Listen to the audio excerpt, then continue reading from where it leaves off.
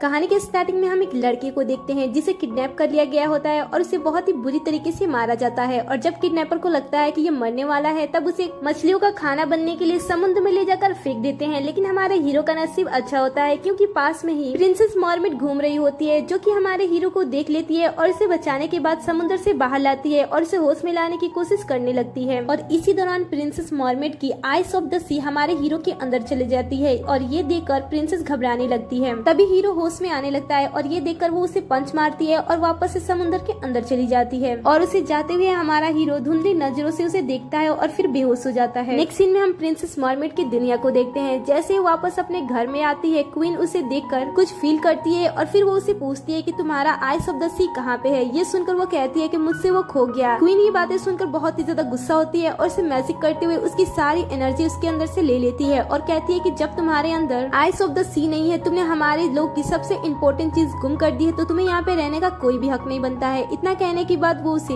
अपनी दुनिया से बाहर निकाल देती है। इसके बाद जब प्रिंसेस मॉर्मेट धरती पे आती है तब अपने मैजिक का यूज नहीं कर पाती है और वो डिसाइड करती है कि वो जल्द से जल्द अपनी आइस ऑफ द सी को ढूंढ कर रहेगी। इसलिए वो सबसे पहले पास वाले होटल से जाकर एक शर्ट चुराती है और उसे चेंज करने के लिए मेंस वॉशरूम में चली जाती है। इस वजह से वहाँ के सारे मेंस वॉशरूम से चीखते हुए बाहर आते हैं और वहाँ के गार्ड्स को बुलाते हैं। जब गार्ड्स को प्रिंसेस मॉर्मेट देखती है तब वो उनसे कहती है कि मैं अगर सच बताऊं तो मैं यहाँ पे सिर्फ कपड़े बदलने के लिए आई थी, जो कि ये लोग इसके बातों पे विश्वास नहीं करते हैं और इसे पकड़ने लगते हैं। प्रिंसेस मॉर्मेट भी उन्हें देखकर भागने लगती है और ये लोग काफी देर तक भागते हैं। जब ये बहुत ही बुरी तरीके से थक जाती है तब प्रिंसेस उस शर्ट को निकालकर गार्ड की तरफ फेंकती है और कहती है कि अब मेरा पीछा मत करना। और इतना कहने के बाद वो वहाँ से चीखते हुए भागती है। आगे हम होटल में ही कुछ लोगों की मीटिंग को देखते हैं। यहाँ पे एक पर्सन होता है जो सबसे कह रहा होता है कि अब तुम्हें चिंता करने की कोई जरूरत नहीं है, जो कुछ भी होना था वो हो गया और अब से यहाँ का सीनियर होने के नाते अब से मैं ही इस होटल को संभालूंगा। तभी यहाँ पे एंट्री होती है कहानी के मेन लीड की, जिसे हमने स्टोरी में पहले ही देखा था। ये हमारी कहानी का मेन लीड होता है और इसका नाम मिस्टर गु होता है, जो कि केक ग्रुप का प्रेसिडेंट होता है। यहाँ पे आने के बाद वो इन पर्सन से कहता है कि आपको इतनी बड़ी जिम्मेदारी उठाने की कोई जरूरत नहीं है क्योंकि मैं अब वापस आ चुका हूँ। मिस्टर गु को देखने के बाद ये पर्सन कहता है कि आप यहाँ पे कैसे आ गए हो अभी सही सलामत। ये सुनकर मिस्टर गु से कहते हैं कि क्या तुम्हें अच्छा नहीं लग रहा है कि मैं यहाँ पे ठीक तरीके से खड़ा हूँ। पर्सन कहता है कि नहीं, मैं तो आपको यहाँ पे देखकर बहुत ही ज्यादा खुश हूँ। तभी मिस्टर गु का असिस्टेंट कहता है कि हमारे बॉस पूरी तरीके से ठीक है और उनका हार्ट का प्रॉब्लम भी ठीक हो चुका है,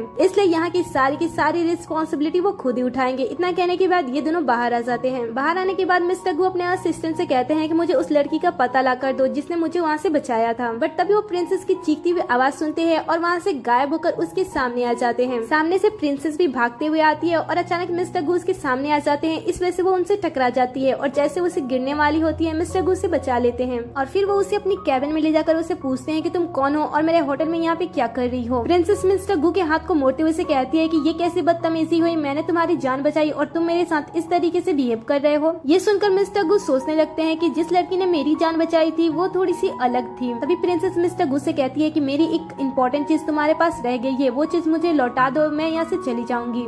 मिस्टर गु कहते हैं कि मुझे तो कुछ याद नहीं है कि मैंने तुमसे कुछ लिया था। तब प्रिंसेस उसे कहती है कि देखो तुम्हें याद होगा, वो छोटी सी है और मणि जैसी नीली है जो चमकती है। तभी मरमेड उसके सीने में उसे देख लेती है और उसे महसूस करते हुए उसके चेस्ट पे अपना कान लगाती है और उसकी आहट को सुनने लगती है। ये देखकर मिस्टर गु को समझ नहीं आता है और वो उसे अपने हाथ से दूर करते हैं और फिर वो अपने गार्ड्स को बुलाकर उसे वहाँ से भेजने के लिए कह देते हैं। गार्ड प्रिंसेस को खींचते हुए यहाँ से लेकर जाने लगता है। तब प्रिंसेस मिस्टर गु से कहती है कि प्लीज मुझे वो लौटा दो, वो चीज मेरे लिए बहुत ही ज्यादा इम्पोर्टेंट है, लेकिन वो सुनता नहीं है। नेक्स्ट सीन में हम ओशियन वर्ल्ड देखते हैं। यहाँ का योद्धा लुहान क्वीन के पास आकर प्रिंसेस के बारे में पूछता है और पूछता है कि उसे वापस अब तक क्यों नहीं लाया गया है। ये सुनकर क्वीन उसे सारी बातें बताने लगती है और कहती है कि वो इतनी ज्यादा लापरवाह प्रिंसेस है कि उसने अपनी आइस ऑफ द सी खुद से ही गुम कर दी है, इस वजह से उसे कोई भी ढूंढने के लिए नहीं जाएगा। ये सुनकर लुहान कहता है कि कुछ ही दिन के अंदर हम दोनों की सगाई होने वाली थी, इसलिए अगर कोई और उसे ढूंढने के लिए नहीं जाएगा तो मैं खुद ही उसे ढूंढने के लिए चला जाऊंगा। नेक्स्ट सीन हम प्रिंसेस को देखते हैं जो कि खाली पैर मार्केट में घूम रही होती है। तभी वो कुछ मछलियों को बात करते हुए सुनती है और उनके पास जाती है और फिर वो उनसे बातें करने लगती है। उसके पास के एक टैंक में एक कछुआ होता है जो उसे देखकर कहता है कि तुम्हारी आई ऑफ द सी गायब हो गई है ना। ये सुनकर मरमेड उसके पास जाती है और कहती है कि तुम्हें इसके बारे में कैसे पता है। कछुआ कहता है कि मुझे ही नहीं बल्कि समुद्र के सारे जीव जंतु को इसके बारे में पता है। और क्या तुम जानती हो कि अगर वो आइस ऑफ द सी तुमने 1 महीने के अंदर नहीं ढूंढा तो तुम्हारे साथ क्या होगा। मरमेड कहती है कि मुझे इसके बारे में नहीं पता है कि आगे मेरे साथ क्या होने वाला है। ये सुनकर वो कछुआ से बताता है कि अगर तुम उसे 1 मंथ के अंदर नहीं ढूंढती हो तो तुम गायब हो जाओगी। ये सुनकर मरमेड घबराते हुए उस कछुए से पूछती पूछती है कि आखिर मैं इस प्रॉब्लम से बाहर कैसे निकल सकती हूँ। तब वो कछुआ से बताता है कि जिस पर्सन के पास तुम्हारा आई ऑफ द सी है, अगर तुम उस पर्सन के क्लोज जाती हो तो तुम अपना आइस ऑफ द सी वापस ले सकती हो, इसलिए तुम्हें उसके क्लोज जाना होगा। ये सुनकर मरमेड कहती है कि मैं उसके क्लोज तब न जाऊंगी जब मुझे पता होगा कि वो कहाँ पे है। मुझे तो ये भी नहीं पता है कि वो इस समय कहाँ पे है। इतना कहने के बाद मरमेड वहाँ से जाने लगती है। अब रास्ते भर मरमेड सोच रही होती है कि आखिर वो उस पर्सन से कैसे मिलेगी जिसके पास उसका आई ऑफ द सी है। सोचते सोचते उसे याद आता है कि मेरा आइस ऑफ द सी उसी के पास है, इसलिए हम दोनों कनेक्टेड हैं। इतना सोचते हुए वो अपने आप को कई सारे थप्पड़ लगाने लगती है, जिसका इफेक्ट हीरो के गाल पे दिखने लगता है। उसका पूरा का पूरा गाल सूज जाता है। अब इसके बाद प्रिंसेस बहुत सारा प्याज और मिर्च खाने लगती है, जिस वजह से इसे भी तकलीफ होती है। लेकिन इसके साथ साथ मिस्टर गू की भी कंडीशन काफी ज्यादा खराब होती है। इसे बिना कुछ खाए इसे काफी ज्यादा तीखा लग रहा होता है, जिस वजह से उसके आंखों से आंसू आने लगते हैं। पास में ही इसका असिस्टेंट होता है और इसे देखकर पूछता है कि बॉस आप रो क्यों रहे हो? मैं इतने लंबे समय से आपके साथ रह रहा हूँ, लेकिन मैंने आज तक आपको रोते हुए नहीं देखा है। फिर आज ऐसा क्या हुआ जिसकी वजह से आप इतना ज्यादा रो रहे हो? अब मिस्टर गू को खुद ही नहीं समझ में आ रहा होता है, इसलिए वो अपने असिस्टेंट को भी कुछ नहीं समझा पाता है और अपने फेस को साफ करने लगता है। इधर हम प्रिंसेस को देखते हैं जो कि कहती है कि मैंने इतना सब कुछ ट्राई किया लेकिन अब भी वो मेरे पास नहीं आया, और इतना कहते हुए वो वहीं पे ही सो जाती है। जब वो सो रही होती है तब वो सपने में अपने फादर को देखती है। इसके फादर इसे आइस ऑफ द सी दे रहे होते हैं और कहते हैं कि बेटा ये बहुत ही ज्यादा इम्पोर्टेंट चीज है और बहुत ही ज्यादा एक्सपेंसिव है, इसलिए तुम इसे संभाल कर रखना। मरमेड उसे ले लेती है और फिर अपने डैड को देखती है जो कि गायब होने लगते हैं, इसलिए वो जोर से चीखती है, जो कि मिस्टर गू भी इसकी आवाज सुनने लगते हैं। प्रिंसेस अपने सामने जैसे अपनी आंखें खोलती है वो बिल्ली को देखती है और बिल्ली को देखकर वो फिर से दोबारा जोर से चीखने लगती है। प्रिंसेस की आवाज मिस्टर गू तक पहुंचती है और वो गायब होकर इसके सामने आ जाते हैं और फिर ये दोनों एक दूसरे को देखने लगते हैं। प्रिंसेस मिस्टर गू को देखते हुए कहती है कि ये कितना ज्यादा अकड़ू इंसान है। इसके बाद मिस्टर गू यहाँ से आगे निकल जाते हैं। अब बाहर का मौसम ठंड होता है, इसलिए प्रिंसेस को ठंड लग रही होती है। तभी मिस्टर लू आता है और अपने शर्ट से उसे कवर कर देता है और कहता है कि बाहर बहुत ही ज्यादा ठंड है, इसलिए अंदर चलो। इतना कहने के बाद वो अपने हाथ को आगे करता है और फिर वो उसे अपनी तरफ ऊपर खींचता है, लेकिन एक्सीडेंटली ये दोनों एक दूसरे को किस कर लेते हैं। और जब ये दोनों एक दूसरे को किस कर रहे होते हैं तब इन्हें छुप कर ओशियन वर्ल्ड की एक मरमेड अपने मैजिक से देख रही होती है और इन्हें देखने के बाद वो कहती है कि प्रिंसेस तुम्हें आई ऑफ द सी मिल गई। मैं तो तुम्हें ऐसे ही छोड़ रही थी, मैंने तुम्हें छोड़ दिया था क्योंकि तुम्हारी मैजिक तुमसे दूर हो गई थी, लेकिन ऐसा लग रहा है कि अब तुम्हें जान से मारना ही होगा और जब तुम मर जाओगी तभी मैं लुहान से शादी कर पाऊंगी। आगे हम मिस्टर गू को देखते हैं जो कि मरमेड को अपने साथ अपने घर पे लाते हैं और उसे पूछते हैं कि तुम कौन हो और मेरा पीछा क्यों कर रही हो। ये सुनकर मरमेड कहती है कि मैं प्रिंसेस मरमेड हूँ और मेरा नाम यूया है, लेकिन मैं इस समय एक इंसान बन चुकी हूँ। ये सुनकर मिस्टर गू कुछ नहीं कह पाता है, बस उसे देख ही जा रहा होता है। तब मरमेड कहती है कि क्या तुम्हें मेरी बातों पे विश्वास नहीं हो रहा है? क्या तुमने कभी परियों की कहानी नहीं सुनी है? ये सुनकर मिस्टर गू अपने मन में सोचने लगता है कि पता नहीं ये जल परी है या फिर नहीं, लेकिन ये जब भी बुलाती है मुझे तो मैं इसके पास पता नहीं कैसे पहुँच जाता हूँ, इसलिए मुझे इसे अपने पास ही रखना होगा। इतना कहने के बाद वो मरमेड से कहता है कि अब से तुम यहीं पे रहोगी और मेरी मर्जी के बिना तुम यहाँ से कहीं नहीं जाने वाली हो। इतना कहने के बाद वो उसे अपना कार्ड देता है और कहता है कि तुम अपने लिए कोई ढंग की कपड़े खरीद लेना। मरमेड उससे पूछती है कि तुम्हें किस तरीके के कपड़े पसंद है। ये सुनकर मिस्टर गू से कहता है कि मुझे लाइट कपड़े पसंद है। इतना कहने के बाद वो चला जाता है। आगे वो अपने असिस्टेंट से मरमेड के बारे में सारी इन्फॉर्मेशन इकट्ठा करने के लिए कहता है और बातें करते करते वो वापस आता है। जब वो वापस आता है तब वो मरमेड को देखकर शॉक्ड रह जाता है, क्योंकि इसमें वो बहुत ही ज्यादा प्रीटी लग रही होती है और साथ में उसने काफी सारी डिश भी बनाई होती है। मिस्टर गू मरमेड को देखने के बाद खाना खाने के लिए आके बैठ जाते हैं। मिस्टर गू मरमेड को देखने के बाद खाना खाने के लिए आके बैठ जाते हैं, जहाँ पे मरमेड काफी सारी चीजें बनाई होती है जो कि समुद्री डिश होती है, जिसके बारे में मिस्टर गू को पता नहीं होता है और मरमेड एक एक करके उसके सामने डिश ला रही होती है, जहाँ वो पहले डिश को पहले ही मना कर देता है, फिर वो उसे दूसरा डिश देती है। मिस्टर गू उस डिश को खाता है और कहता है कि ये डिश अच्छी है, ये किस चीज से बनी है। ये सुनकर मरमेड बताती है कि ये समुद्री डिश है और ये समुद्री घास से बनी हुई है, और उसके बाद वो मछली के पॉट की तरफ इशारा करती है। ये देखकर मिस्टर गू को वोमिटिंग आने लगती है और वो वहाँ से भाग जाता है। आगे मरमेड कोशिश करती है कि वो किसी भी तरीके से आई ऑफ द सी इस इंसान से बाहर निकाले, इसलिए वो कई सारी कोशिश करती है। पहले वो उसके पानी में कुछ मिलाकर उसे पिलाने की कोशिश करती है और जब वो नहीं पीता है तब वो उसे फोर्सफुली किस करने लगती है और सोचती है कि जिस तरीके से वो आइस ऑफ द सी इसके अंदर गया था उसी तरीके से वो बाहर आ सकता है। लेकिन इन सारी चीजों की वजह से मिस्टर गू बहुत ही ज्यादा परेशान हो जाता है और मरमेड को बाहर निकाल देता है। आगे हम दूसरी मरमेड को देखते हैं जो कि इन दोनों को देख रही होती है और कह रही होती है कि प्रिंसेस मरमेड तुम कभी भी वापस नहीं आ सकती हो, क्योंकि मैं तुम्हें कभी भी वापस आने ही नहीं दूंगी। अब आगे हम देखते हैं कि मिस्टर गू वापस से मरमेड को घर में ला लिए होते हैं और यहाँ पे ये दोनों बैठे होते हैं। तभी मरमेड अपने साथ लाई एक ऑब्जेक्ट को मिस्टर गू को दिखाती है और कहती है कि तुम इंसान हर एक चीज के बारे में पता लगा लेती हो ना, वैसे अगर तुम इसके अंदर के पानी को पीती हो तो तुम्हारे लिए मैं सारी चीजें करूंगी, मैं तुम्हारे लिए खाना बनाऊंगी, तुम्हारे सारे काम करूंगी। ये सुनकर मिस्टर गू कहता है कि क्या तुम खाना बनाओगी? तुम ऐसा बिल्कुल भी मत करना, क्योंकि मुझे अभी भी याद है कि तुमने लास्ट टाइम कैसे खाना बनाया था। ये दोनों आपस में बात कर रहे होते हैं। तभी यहाँ पे अचानक से लुहान आ जाता है। इसे देखकर मरमेड उसके पास आती है और पूछती है कि तुम यहाँ पे क्या कर रहे हो। तब लुहान उसे कहता है कि तुम यहाँ पे क्या कर रही हो, क्या तुम्हें वापस नहीं आना है?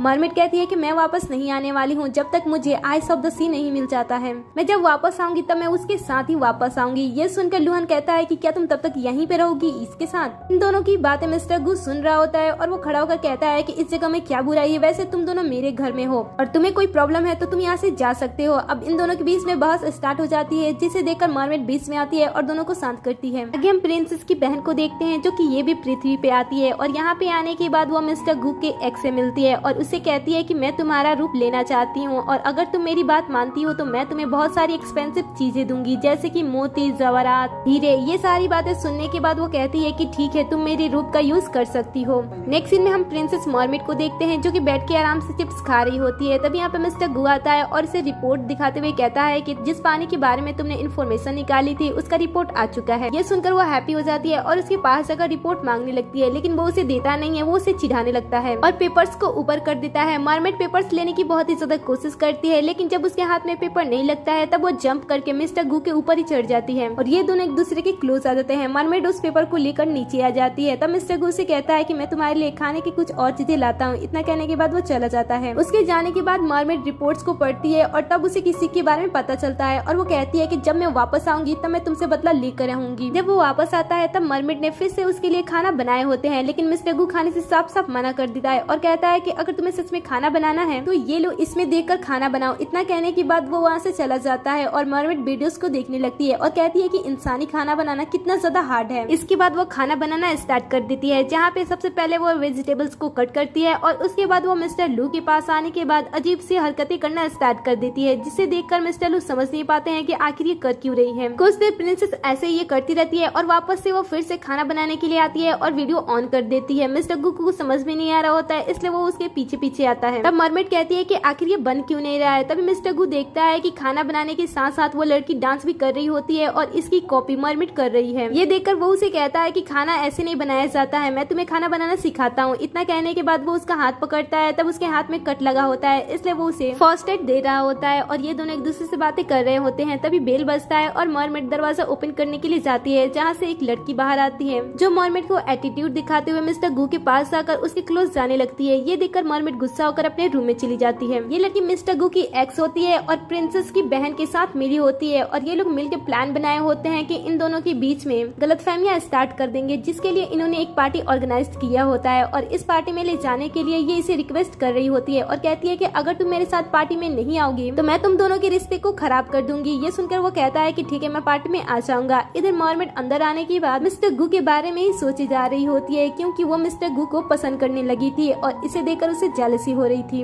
अब अगले दिन हम देखते हैं कि मरमेड उस पार्टी में जाने के लिए रेडी हो जाती है और मिस्टर गू से ऐसे देखकर बहुत ही ज्यादा खुश होता है और फिर वो उसके लिए नेकलेस लाता है और अपने हाथों से इसे पहनाता है और बाद में ये दोनों साथ में उस पार्टी में जाते हैं। यहाँ पे इस पार्टी में मिस्टर गू की एक्स की जगह प्रिंसेस की बहन होती है, जिसने अपना रूप बदल लिया होता है और ये यहाँ पे लुआन के साथ आई होती है। जब ये दोनों इन दोनों को देखते हैं तो ये दोनों इन दोनों से बात करते हैं और उसके बाद डांस करना स्टार्ट कर देते हैं। डांस करते टाइम ये दोनों प्लान बना रहे होते हैं कि ये दोनों किस तरीके से इनके रिश्तों को खराब करेंगे। डांस करते टाइम जब दोनों का पार्टनर एक दूसरे से चेंज होता है तब मिस्टर गू की एक्स उसके पास आती है और डांस करते टाइम वो उसे कह रही होती है कि मैं फिर से तुम्हारे साथ आना चाहती हूँ, लेकिन मिस्टर गू उसे साथ में रहने के लिए साफ साफ मना कर देते हैं। इधर मरमेड लुहान के साथ डांस कर रही होती है और लुहान मिस्टर गू और इसके रिश्ते को खराब करने की कोशिश करने लगता है और कहता है मुझे ऐसा लग रहा है कि ये अब भी उसे पसंद करता है, देखो वो दोनों एक दूसरे को कितने प्यार से देख रहे हैं। ये देखकर मरमेड को जेलसी होने लगती है और गुस्से में वो वहाँ से बाहर आ जाती है और बाहर आने के बाद ड्रिंक करने लगती है और ये बहुत ही ज्यादा ड्रंक होती है, इसलिए मिस्टर गू उसे घर पे लाता है। जब वो घर पे लाकर इसे सुलाता है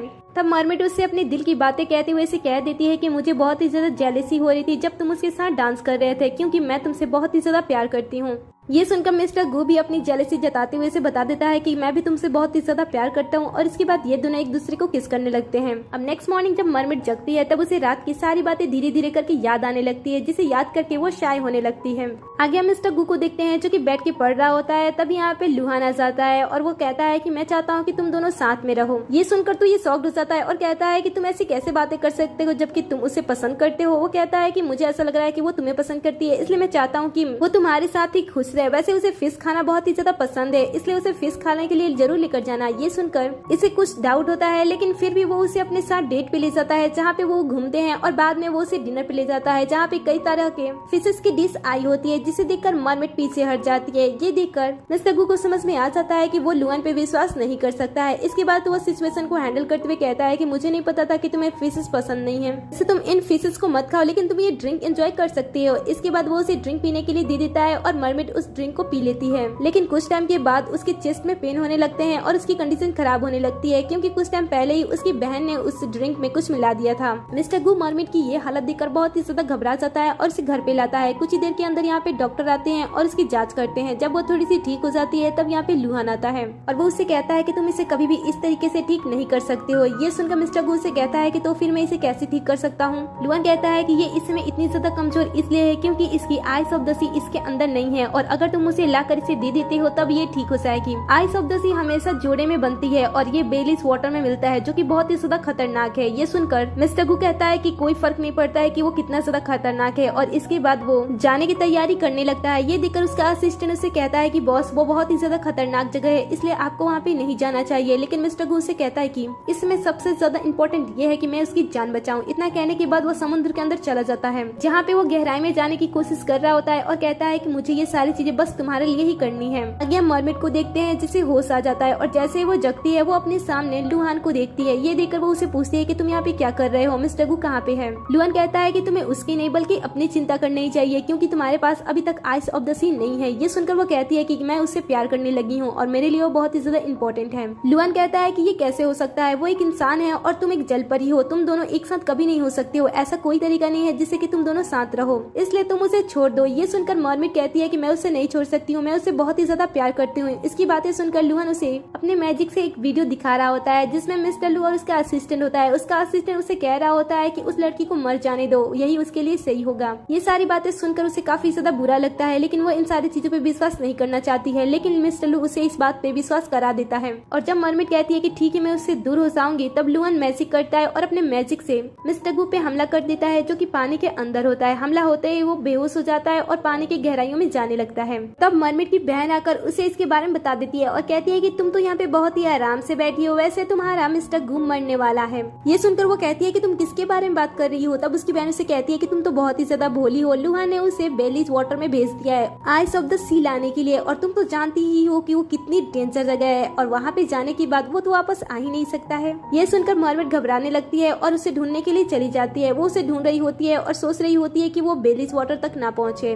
वो उसे पानी के अंदर काफी देर तक ढूंढती है और कुछ टाइम के बाद उसे मिस्टर गू मिल जाता है। जब वो उसके पास जाती है तब वो देखती है कि वो बेहोश पड़ा है, इसलिए वो उसे mouth to mouth air pass कर रही होती है, और तभी उसकी आइस ऑफ द सी वापस से उसके पास आ जाती है और वो फिर से जलपरी बन जाती है। लेकिन मिस्टर गू की कंडीशन पहले से और भी ज्यादा बुरी हो जाती है और वो होश में नहीं आता है। मरमिट इसके बारे में जब डॉक्टर से पूछती है तब डॉक्टर उसे बताते हैं कि इसकी हार्ट की प्रॉब्लम फिर से स्टार्ट हो चुकी है और ये पहले से और भी ज्यादा खतरे में जा चुका है। पता नहीं कुछ टाइम पहले इसके साथ क्या हुआ था, इसकी सारी प्रॉब्लम ठीक हो गई थी, लेकिन अब खतरा इसके ऊपर फिर से मंडराने लगा है। ये सुनकर वो गुस्सा हो जाती है और लुहान के पास जाकर इसके बारे में बात करती है और कहती है कि तुमने मिस्टर गू को बेसिन वाटर में भेजने की कोशिश क्यों की थी। ये सुनकर वो कहता है कि तुम वापस आ गई हो, मुझे तुम्हें वापस देखकर अच्छा लग रहा है। मरमिट बहुत ही ज्यादा गुस्से में होती है और कहती है कि मैं इसके बारे में बातें नहीं कर रही हूँ, तुम मुझे ये बताओ कि तुमने उसे वहाँ पे क्यों भेजा था। तुम्हें पता है कि वो जगह हम लोगों के लिए भी इतना ज्यादा डेंजर है, तो उसके साथ सोचो क्या क्या हो जाता है। ये सुनकर लुहान कहता है कि तुम हमेशा उसके बारे में क्यों चिंता करती हो, मैं तुम्हारे बारे में चिंता करता हूँ लेकिन तुम मेरे बारे में सोचती भी नहीं हो। मरमिट कहती है कि मैं तुम्हें एक बहुत ही अच्छा दोस्त समझती थी, लेकिन तुम मेरे अच्छे दोस्त नहीं रहे। तभी यहाँ पे प्रिंसेस की माँ और उसकी बहन आ जाती है। क्वीन प्रिंसेस को देखने के बाद खुश हो जाती है और कहती है कि मुझे बहुत ही ज्यादा खुशी है कि इस ओशियन की प्रिंसेस वापस आ गई है।